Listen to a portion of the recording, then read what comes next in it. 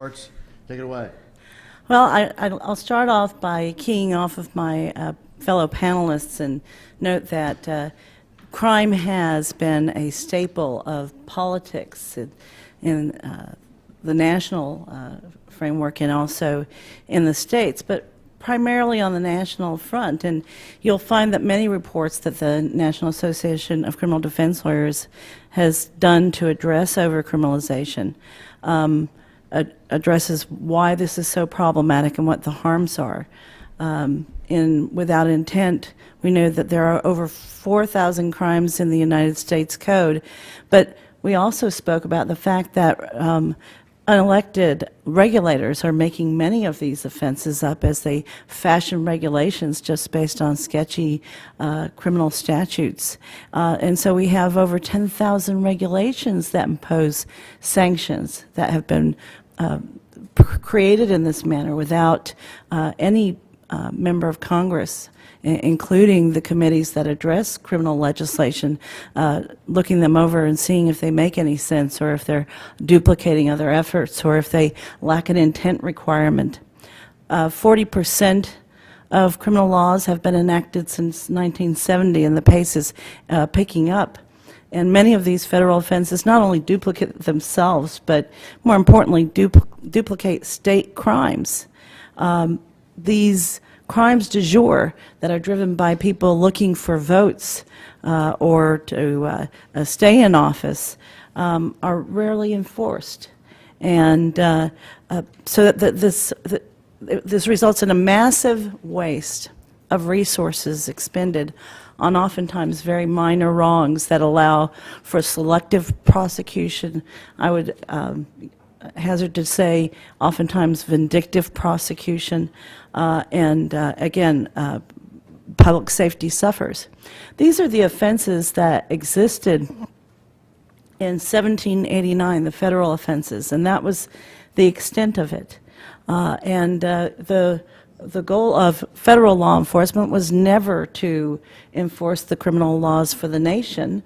That was left for the states. We wanted to limit federal power and leave to the states and the various jurisdictions that knew what was needed in their jurisdiction and what appropriate sanctions were given their environs to enforce criminal laws. The problems that this has created are the superimposing of federal crimes over local conduct that's already criminalized by the states. I'll mention that federal criminal enforcement is 5% of prosecution of criminal laws in our country. 95% of prosecutions are done in our state courts. So this meddling is very meddlesome. It trivializes state enforcement and makes people feel, well, you know, you've heard don't make a federal crime out of it. Well, you know, federal crimes are considered to be very serious, and this is our, national government finally getting something done.